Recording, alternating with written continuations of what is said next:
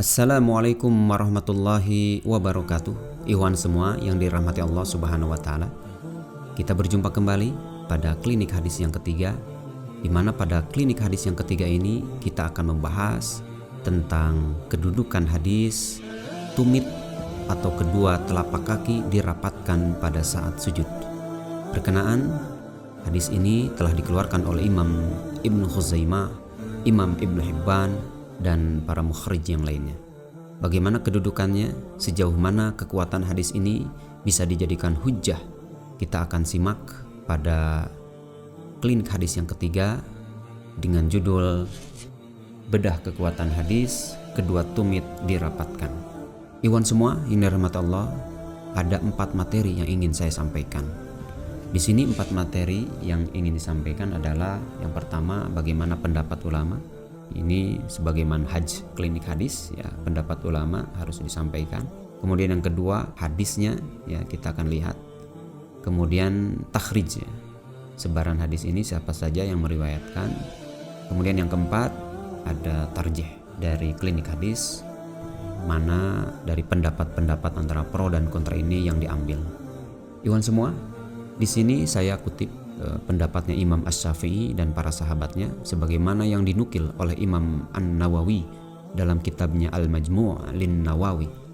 Di sini qala Asy-Syafi'i wa ashab yustahabbu lis-sajidi ay yufarrija baina rukbatayhi wa baina qudamaihi. Imam Asy-Syafi'i dan sahabat-sahabatnya berpendapat bahwa orang yang sholat ketika sujud disunahkan untuk merenggangkan antara kedua lututnya dan kedua telapak kakinya. Nah, ini pendapat Imam Asy-Syafi'i dan para sahabatnya. Kemudian di sini saya kutip juga sebagaimana yang dinukil oleh Imam Asy-Syaukani dalam kitabnya Nailil Autar.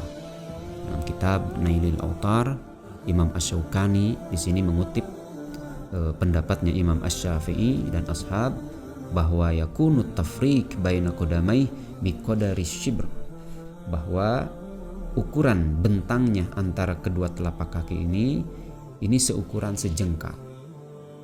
Nah, ini pendapat bahwa kedua telapak kaki direnggangkan pada saat sujud. Nah, kemudian di sini saya kutip pendapatnya Syekh Ibnu Utsaimin dalam kitabnya Asy-Syarhul Mumti'. Syekh Ibnu Utsaimin di sini mengatakan allazi yadharu minas sunnati annal qadamain takunan marsusatain. Kata Syekh, termasuk sunnah untuk merapatkan kedua telapak kaki pada saat sujud. Karena memang ini ada hadisnya. Nah, tinggal kita akan melihat kedudukan hadis ini sejauh mana kekuatannya. Untuk hadis yang merenggangkan, sebagaimana pendapat Imam Asy-Syafi'i dan ashab, di sini berkenaan ada hadis yang secara umum menyatakan dari hadis Abu Humaid, wa idza sajada farraja baina fakhidhaihi ghairu hamilin batnah ala syai'in min fakhidhaihi, bahwa apabila sujud itu direnggangkan kedua pahanya. Maka di sini secara logikanya apabila kedua pahanya direnggangkan, maka kedua telapak kaki tersebut tentu ikut merenggangkan. Makanya muncullah fikih Imam Asy-Syafi'i bahwa kedua telapak kaki itu direnggangkan. Kemudian, nah inilah hadis yang akan kita bahas, ya. Di sini karena sangat sharih, hadis ini menyatakan fakana sajidan rasan akibaih. Di sini sangat sharih, ya, menyatakan bahwa kedua telapak kaki itu dirapatkan. Kita lihat, ya. Ini yang diriwayatkan oleh Imam Ibnul Munzir dalam kitabnya Al-Awsat. Hadatsana Allan Ibnu Mughirah qala sana Ibnu Abi Maryam qala akhbarana Yahya bin Ayyub qala akhbarani Umarah bin Ghaziyah qala sami'tu Aban Nadhr yaqul sami'tu Urwah bin Zubair yaqulu qalat Aisyatu zaujun Nabi sallallahu alaihi wasallam faqadtu Rasulullah sallallahu alaihi wasallam. Kata Aisyah, aku kehilangan Rasulullah sallallahu alaihi wasallam pada suatu malam. Kana ma'i ala firasi, yang pada saat itu Rasulullah bersamaku di atas kasur. Fakana sajidan rasan, bahwa Rasulullah sedang sujud, yang dimana ketika sujud kedua tumit itu menempel. mustaqbilan bi atrafi asabi'ihil qiblah, yang dimana jari jemari kedua kakinya ini mengarah ke kiblat. Di sini apabila kita masuk pada takhrij, di sini ada Yahya bin Ayyub, di mana Yahya bin Ayyub diperbincangkan ya dalam masalah jarh ta'dilnya. Kita akan lihat masuk pada jarh ta'dil dari Yahya bin Ayyub.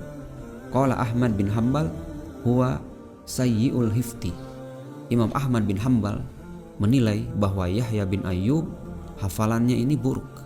Perlu saya sampaikan, ada 10 rekomendasi yang ingin saya sampaikan, 10 imam yang mumpuni di dalam bidang jarh ta'dil, atau kita katakan qaul mu'tamad, pendapat yang otoritatif ya, pendapat yang bisa dipertanggungjawabkan karena para ulama ini memang ahlinya di bidang ini. Ada 10 yang ingin saya sampaikan di sini pada klinik hadis yang ketiga ini. Yang pertama Syu'bah bin al-Hajjaj, yang kemudian yang kedua adalah Yahya bin Sa'id al-Qattan, kemudian yang ketiga Yahya bin Ma'in, yang keempat Abdurrahman bin Mahdi, yang kelima adalah Ahmad bin Hanbal, yang keenam Ali ibnu al-Madini, yang ketujuh Imam al-Bukhari, yang kedelapan Imam an-Nasai, yang kesembilan Imam Abu Hatim, yang ke-10 Imam ad-Darqutni. Ini ada 10 imam yang ingin saya sampaikan, yang tentunya di luar ini ada beberapa imam lagi yang biasa memberikan nilai jarh ta'dil terhadap para rawi. Namun yang 10 ini saya rekomendasikan agar nanti dalam prakteknya pada saat ketika kita membuka kitab jarh ta'dil, kitab rijal, pasti kita akan menemui para imam yang 10 ini. Sering kita akan menemui para imam yang 10 ini karena mereka ahlinya di bidang ini. Nah, di sini Ahmad bin Hanbal mengatakan bahwa Yahya bin Ayyub huwa sayyi'ul hifdi, jelek hafalannya. Nah, Imam Ahmad mampu menilai bahwa Yahya bin Ayyub jelek hafalannya ini tidak sembarangan. Tentunya ini hasil penerawangan, hasil ilmiah, hasil penelusuran beliau. Karena pada dasarnya para imam ini apabila menilai rawi, tentu rawi ini dikumpulkan dulu semua hadis-hadis yang diriwayatkan oleh rawi ini. Nah, setelah dikumpulkan kemudian dianalisis semua jalur-jalurnya sehingga didapatkanlah hasil bahwa rawi ini memiliki hafalan yang bagus, bahwa rawi ini memiliki hafalan yang jelek, dan seterusnya. Kemudian berikutnya ada Yahya bin Ma'in. Yahya bin Ma'in mengatakan siqah salih. Ini berarti terjadi sedikit silang pendapat antara Yahya bin Ma'in dan Ahmad bin Hanbal. Kemudian Imam Abu Hatim mengatakan huwa ahabbu ilayya min Abdurrahman bin Abi Mawwal wa mahalluhu as-sidq, bahwa kata Abu Hatim nilainya adalah sidik atau saduk, wala yuhtajju bih. Namun kata Abu Hatim hadisnya tidak bisa dipakai hujjah. Wala yuhtajju bih, maksud dari Abu Hatim apabila mengatakan wala yuhtajju bih, ini berkenaan rawi ini pada dasarnya bisa diterima dengan syarat ada syawahid.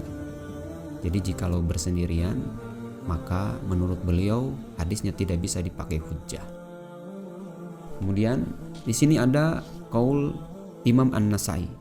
Kata Imam An-Nasai laisa bihi ba'sun wa qala marrah laisa bil qawi. Nah, bagaimana apabila ada seorang imam menilai di satu kitab dengan kitab yang lain, ini terjadi perbedaan. Ini mungkin berkenaan ada qaul qadim dan qaul jadid dari imam tersebut. Nah, pada saatnya pada suatu kali Imam An-Nasai di sini mengatakan laisa bihi ba'sun, ini senilai dengan la ba'sa bih ya, atau saduk derajatnya. Jadi hadisnya tidak apa-apa. Tapi pada tempat yang lain Imam An-Nasai mengatakan laisa bil qawi, bahwa rawi ini tidak kuat. Nah, boleh jadi beliau berpendapat seperti ini karena ada qaul jadi. Ini artinya kedua pernyataan Imam An-Nasai ini bisa dijadikan rujukan. Kemudian kata Ibnu Sa'ad bahwa Yahya bin Ayyub munkarul hadis. Ini menurut Ibnu Sa'ad bahwa Yahya bin Ayyub hadisnya adalah munkar atau rawinya seorang yang memungkarkan hadis. Wa qala ad-Daraqutni fi ba'di hadisihi ittirab. Dan menurut Imam ad-Daraqutni, Yahya bin Ayyub pada beberapa hadisnya terjadi ittirab, atau yang kita kenal dengan hadis mudtarib, hadis yang goncang, di mana pada beberapa jalur periwayatan yang ia sampaikan kepada murid-muridnya terjadi perbedaan, sehingga terjadi ketidakajegan ya rawi ini ketika menyampaikan hadis. Ini yang disebut hadis ittirab. Kemudian di sini ada Imam As-Saji mengatakan Saduq Yahim kana Ahmadu yaqulu Yahya bin Ayyub yukhti khata'an katsira. Nah, di sini lebih detail lagi ya, Imam Ahmad menyampaikan, dan jarahnya ini mufassar, bahwa kritikannya ini ada tafsirnya, ada penjelasnya. Dan Imam Al-Hakim mempertegas idza haddasa min hifdhihi yukhti. Apabila dia meriwayatkan dengan hafalannya, dia suka salah. Wa ma haddasa min kitabin falaisa bihi ba's. Tapi apabila dia meriwayatkan dengan kitabnya, maka tidak apa-apa. Jadi kalau kita amati dan kita cermati, Yahya bin Ayyub ini perlu penguat.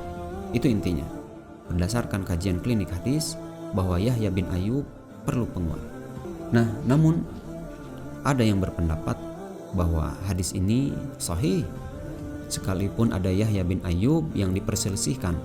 Dengan dasar mereka berpendapat bahwa Yahya bin Ayyub itu dipakai oleh Imam Al-Bukhari dan Imam Muslim. Nah, ikhwan semua, perlu saya sampaikan, tidak setiap ya rawi-rawi yang ada di kitab Sahih Al-Bukhari, Sahih Muslim yang dipakai oleh keduanya berarti rawi ini benar-benar bisa dipakai hujjah dalam berdalil. Karena banyak rawi dalam kitab Sahih Al-Bukhari, Sahih Muslim yang ternyata rawi ini dipakai bukan sebagai perawi yang pokok, tapi sebagai perawi yang hanya dijadikan syawahid atau istilahnya istishhad. Hanya rawi yang digunakan sebagai penguat. Jadi bukan perawi yang pokok. Artinya rawi yang ada di Sahih Al-Bukhari atau Sahih Muslim, rawi-rawi yang bermasalah ini biasanya rawi yang hanya dijadikan penguat untuk memperkuat jalur-jalur yang lain. Apabila bersendirian, tentunya kedua Sahihain ini tidak menggunakan rawi ini. Nah, kita buktikan di sini ikhwan semua.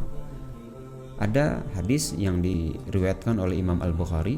Di sini Imam Al-Bukhari mengutip jalur kedua. Qala akhbarona Yahya bin Ayyub haddatsani Humaid qala sami'tu Anasan anin Nabi sallallahu alaihi wasallam. Malah di sini jalur yang kedua ini yang diriwayatkan oleh Imam Al-Bukhari dimu'alakkan, karena pada dasarnya Yahya bin Ayyub ini tidak sejaman dengan Imam Al-Bukhari. Jadi Yahya bin Ayyub dipakai oleh Imam Al-Bukhari pada hadis ini hanya sebagai penguat saja untuk Sufyan, sekalipun Sufyan gak perlu penguat jalur-jalur lain. Kemudian berikutnya haddatsana Ibnul Mubarak an Humaid at-Tawil. Nah, setelah itu Imam Al-Bukhari di bawahnya mengutip jalur kedua yang dimu'alakkan. Qala Ibnu Abi Maryam akhbarona Yahya ibnu Ayyub haddatsana Humaid. Di sini sama-sama Yahya bin Ayyub dan Ibnul Mubarak sama-sama meriwayatkan dari Humaid at-Tawil. Haddatsana Anas anin Nabi sallallahu alaihi wasallam. Ini hadis tentang umirtu an uqatilan nasa hatta yaqulu la ilaha illallah. Berikutnya di sini juga ada Yahya bin Ayyub yang diriwayatkan oleh Imam Al-Bukhari. Namun juga lagi-lagi Yahya bin Ayyub dijadikan hanya sebagai istishhad. Imam Al-Bukhari mengutip jalur kuatnya yaitu Hushaim an Humaid. Artinya di sini untuk hadis ketiga pun Yahya bin Ayyub tidak bersendirian, ada Hushaim. Nah, ikhwan semua, berikutnya bagaimana Yahya bin Ayyub yang ada di kitab Sahih Muslim. Di sini Yahya bin Ayyub yang ada di Sahih Muslim, misalkan Imam Muslim menggunakan Yahya bin Ayyub dari Umar bin Ghaziyah. Di sini tentang bacaan dalam sujud, Allahumma gfirli dhanbi. Nah, riwayat yang dikeluarkan oleh Imam Muslim ini ada yang menguatkan, yaitu Amr bin Haris, sebagaimana yang dikeluarkan oleh Imam At-Tabarani. Artinya Yahya bin Ayyub tidak bersendirian dalam meriwayatkan tema hadis ini. Berikutnya di kitab Sahih Muslim ada hadis di sini Sulaiman bin Bilal dari Yahya bin Sa'id. Di sini ada Yahya bin Ayyub yang juga dapat dari Yahya bin Sa'id. Artinya Yahya bin Ayyub ketika meriwayatkan dari Yahya bin Sa'id ini pun tidak bersendirian. Ada Sulaiman bin Bilal yang juga meriwayatkan dari Yahya bin Sa'id. Nah, berikutnya di sini Imam Muslim meriwayatkan Yahya bin Ayyub haddatsani Ismail bin Umayyah. Nah, riwayat ini Yahya bin Ayyub tidak bersendirian karena ada jalur-jalur lain yang meriwayatkan tentang tema ini. Ya, misalkan yang dikeluarkan oleh Imam Ahmad. Iwan semua, sahabat Sojai dimanapun berada, jadi hadis yang berbicara tentang kedua tumit dirapatkan atau kedua telapak kaki dirapatkan pada saat sujud yang diriwayatkan oleh Yahya bin Ayyub yang didapat dari Umarah bin Ghaziyah dari Abu Nadar, dan Abu Nadar didapatkan dari Urwah bin Zubair, yang Urwah ini sandarannya dari Aisyah, yang di sana disebutkan bahwa Rasulullah pada saat sujud fakana sajidan rasan akibai, bahwa Rasulullah pada saat sujud kedua tumitnya itu dirapatkan.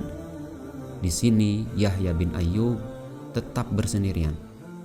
Ketika kita cari, kita takhrij, tidak ada satupun rawi yang meriwayatkan tentang ini. Nah, apabila kita lihat jalur mahfudnya, di sini kita akan dapatkan hadis Aisyah yang mahfud yang diriwayatkan oleh Imam Muslim. Di sini Imam Muslim mengatakan haddatsana Abu Bakar bin Abi Syaibah, haddatsana Abu Usamah, haddatsani Ubaidah bin Umar an Muhammad ibn Yahya bin Habban anil A'raj an Abi Hurairah radhiyallahu an Aisyah radhiyallahu anha qalat faqadtu Rasulullah sallallahu alaihi wasallam, bahwa aku kehilangan, kata Aisyah, pada saat malam, dan pada saat aku meraba-raba aku dapatkan dengan tanganku kedua telapak kaki Rasulullah pada saat dia sedang sujud. Nah, iwan semua, pada hadis yang sahih ini tidak ada dalil yang spesifik sebagaimana yang diriwayatkan oleh Yahya bin Ayyub bahwa kedua tumit Rasulullah itu rason akibai, dirapatkan kedua tumitnya. Namun di sini ada kalimat yang saya beri warna merah, waqa'at yadi ala batni qadamai, bahwa tanganku menyentuh kedua telapak kakinya. Nah, iwan semua yang dirahmati Allah Subhanahu wa taala, inilah hadis yang sahih, bahwa pada hadis ini yang diriwayatkan oleh Imam Muslim tidak ada tambahan sebagaimana yang diriwayatkan oleh Yahya bin Ayyub bahwa kedua tumit Rasulullah itu rasan akibai, kedua tumitnya atau kedua telapak tangannya itu dirapatkan. Iwan semua sahabat Sojai yang dirahmati Allah Subhanahu wa taala, demikian yang bisa saya sampaikan, kurang lebihnya mohon maaf. Wassalamualaikum warahmatullahi wabarakatuh.